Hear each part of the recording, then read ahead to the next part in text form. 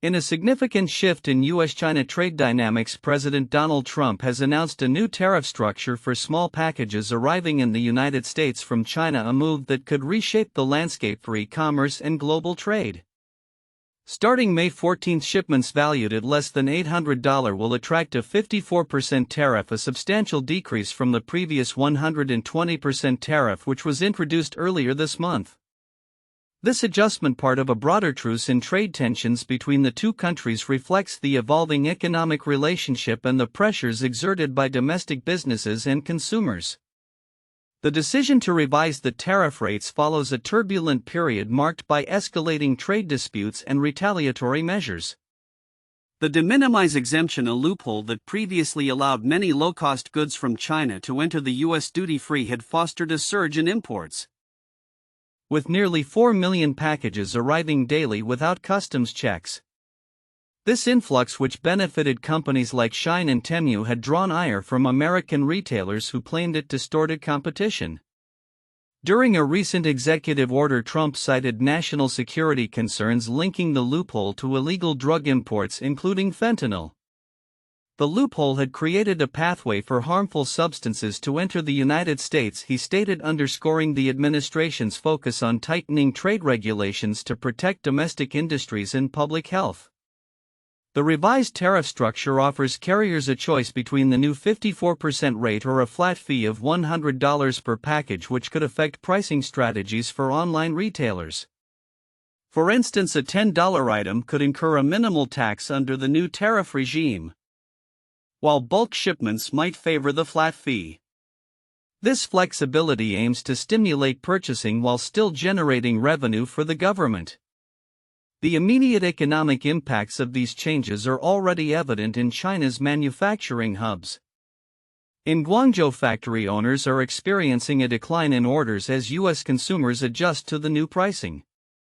Some businesses have begun pivoting away from the American market, seeking opportunities in Southeast Asia and beyond as they brace for the long-term consequences of trade volatility. Derek Wang, a factory owner in Foshan, noted how the previous tariffs halted many production lines and forced him to reconsider his market strategies. The trade war has accelerated my plans to diversify and reduce reliance on the U.S. market, he explained. Despite these challenges, the recent truce has provided a temporary reprieve. Following a weekend of negotiations in Geneva, both nations agreed to a 90-day period of reduced tariffs, with the U.S. cutting duties on Chinese imports from 145% to 30% and China lowering its tariffs on American goods from 125% to 10%. This agreement has sparked optimism in global markets, leading to a rebound in stock prices and a renewed flow of orders between the two countries. However, analysts caution that while the truce offers a momentary lull in hostilities, deeper structural issues in U.S. China relations remain unresolved. The Boeing company, for instance, has seen its deliveries to China plummet due to the trade war, with only 2 out of 45 aircraft delivered to Chinese customers last month. Boeing's CEO has acknowledged the significant impact of political tensions on business operations, highlighting the fragility of any temporary agreements. As both nations prepare for ongoing negotiations, the broader implications of these tariff changes will resonate beyond immediate economic indicators. The evolving landscape will likely influence consumer behavior, shape manufacturing strategies, and redefine the competitive dynamics of global commerce. As companies and consumers alike adjust to the new normal, the future of U.S.-China trade relations remains uncertain, and stakeholders will be closely watching how negotiations unfold in the coming months. In an era where innovation is paramount, the landscape of scientific research in China is facing significant challenges that threaten to stifle creativity and originality. As the nation strives for technological self-reliance amid escalating competition with the United States, a paradox emerges. The very system designed to foster academic excellence may be hindering groundbreaking ideas. This dilemma has prompted many young researchers like AI specialist Shun to voice their frustrations as they navigate a rigid academic hierarchy that often prioritizes prestige over genuine innovation. Shin, who transitioned from a well-paying position at a tech giant to academia, found himself grappling with an unexpected reality. Now an associate professor at a prestigious university, he spends only a fraction of his time on research due to the demands of supervising students and fulfilling administrative roles. "I had expected connections and reputation to matter," he observed, lamenting how grant applications have repeatedly failed despite his credentials. "But they turned out to be even more important than I thought." This sentiment underscores a broader issue within China's academic ecosystem, where immediate results are often favored over exploratory research. The pressure to deliver quantifiable outcomes is exacerbated by a competitive tenure and funding landscape that rewards those with accolades and prestigious titles rather than innovative contributions. Shin's experience is emblematic of a growing concern among young scientists who feel compelled to prioritize short-term successes over the pursuit of original ideas. "To pursue truly original ideas, you need to invest a huge amount of time and effort," he reflected, noting that practical constraints discourage bold ventures. This issue is particularly pressing as China accelerates its drive for innovation amidst a backdrop of intensifying technological rivalry, particularly with the United States. Central authorities have openly acknowledged the need to reform the talent system to prevent it from undermining the country's competitive edge. However, the entrenched academic culture and incentive structures pose significant barriers to meaningful change. Experts warn that without addressing these issues, China risks falling behind in its quest for technological advancement. As the government focuses on enhancing domestic production and resilience, initiatives like the dual circulation strategy aim to bolster local industries and reduce dependency on foreign technologies. Yet the effectiveness of these strategies may be compromised if the academic environment continues to stifle creativity. The consequences could be far-reaching, impacting not only China's technological landscape but also its global standing in innovation. Looking ahead, the future of China's research ecosystem hinges on addressing these systemic issues. For the country to realize its ambitious goals of becoming a global leader in technology, it must cultivate an environment that encourages risk-taking and supports original thought. As young researchers like Shin navigate these challenges, their experiences highlight the urgent need for reform within the academic landscape. Only by prioritizing innovation over prestige can China hope to unleash the full potential of its scientific community and secure its place in the rapidly evolving global technology arena. As the dust settles on the recent trade agreement between the United States and China, a sense of cautious optimism is sweeping through both economies. After years of escalating tariffs and tensions, the latest developments hint at a potential thaw in relations that may benefit industries on both sides of the Pacific. Investment banks like Goldman Sachs and UBS have already responded to the news, revising their growth forecasts for China's economy upwards, reflecting a newfound sense of stability and opportunity. Goldman Sachs has raised its forecast for China's real gross domestic product growth in 2025 to 4.6%. A notable increase from its previous estimate of 4%.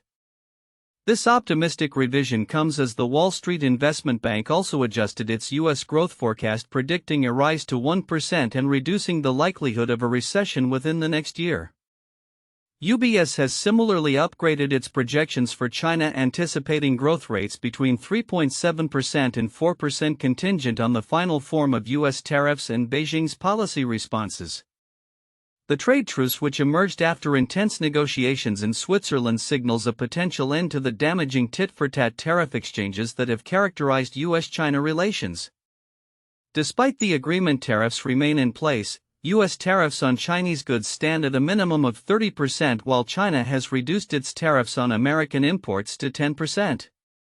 Still, the agreement provides a much-needed reprieve for businesses like that of Derek Wang, a manufacturer in Foshan who sought his production grind to a halt under the weight of tariffs that peaked at 145%. With orders now flowing from U.S. clients, Wang is hopeful that the easing of tensions will allow him to stabilize his workforce and revive his business. However, the path forward is fraught with complexity. Analysts caution that while this truce may boost short-term confidence, the underlying issues of trade imbalance and intellectual property rights remain unresolved. The negotiations are unlikely to be straightforward given the substantial trade imbalance, Goldman Sachs analysts noted in a recent report. They emphasized that a stronger yuan could emerge as a response to tariff reductions, potentially reshaping the dynamics of trade between the two nations. Moreover, the impact of the trade war has prompted many Chinese businesses to diversify their markets, seeking to reduce reliance on the U.S. market. Wang, who invested heavily in developing air fryer technology, recognizes the need for strategic shifts. There's a saying in Chinese, "Good fortune comes out of bad," he remarked, highlighting how the trade war has accelerated his plans to explore opportunities in Africa, South America, and Southeast Asia. This sentiment is echoed by many in China's manufacturing sector, which has been battered by the tariffs, leading to factory closures and rising unemployment. Despite the promise of the recent agreement, the reality on the ground reveals a mixed picture.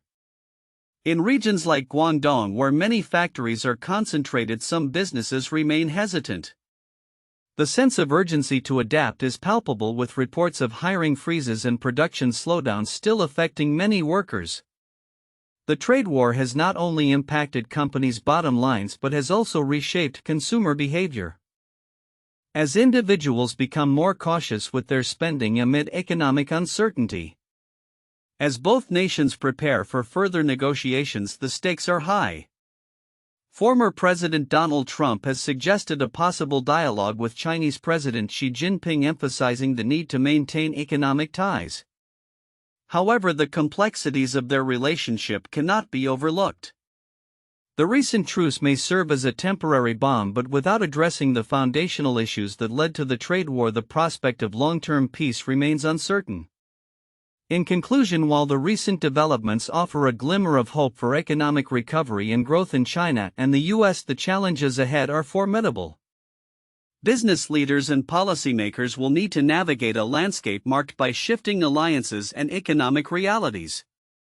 As the world watches closely, the next steps taken in this ongoing saga will be pivotal in determining the future of U.S.-China relations and the global economy at large. In a landscape increasingly defined by geopolitical tensions and military posturing, recent developments suggest a growing complexity in international relations, particularly in the Asia-Pacific region.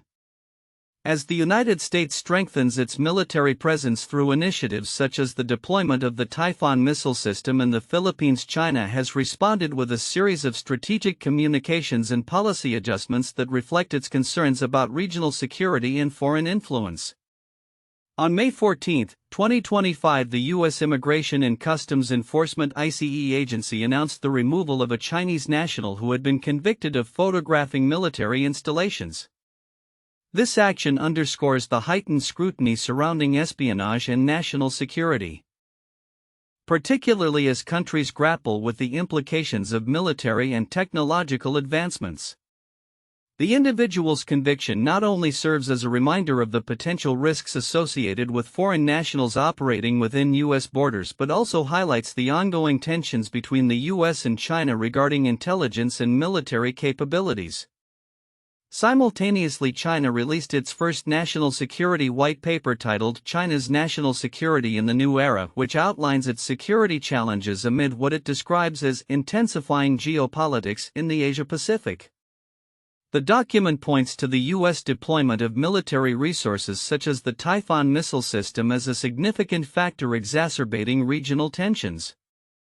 Unresolved territorial and maritime rights disputes have become more difficult and complicated, the white paper states, reflecting China's stance on foreign military presence as a direct threat to its sovereignty. Julio Amador III, founder of Amador Research, suggests that China's release of the white paper serves as a subtle denunciation of U.S. actions. China probably released this now to low-key accuse the U.S. of being the source of instability and offering itself as an alternative partner, he noted, highlighting the strategic nature of China's messaging in the face of increasing military collaboration between the U.S. and its allies. The white paper also addresses economic concerns, particularly in light of the recent tariff negotiations between the U.S. and China. Following a high-level meeting in Geneva, both nations agreed to temporarily pause tariff increases, a move that could signal a potential thaw in trade relations. However, the document expresses China's frustration with what it calls the disregard for international obligations by certain countries, indicating a desire to establish a free trade zone in Hainan and enhance scrutiny over foreign investments deemed harmful to national security. Despite China's assertions of a commitment to multilateralism and peace, analysts caution against taking its statements at face value. The ongoing activities of the People's Liberation Army Navy and the persistence of maritime disputes in the South China Sea have led many observers, including Amador, to suggest that actual Chinese behavior may not align with its verbal commitments. The white paper should be studied with care, noting where PRC actions do not match its words, he advised, emphasizing the need for vigilance amid evolving diplomatic narratives.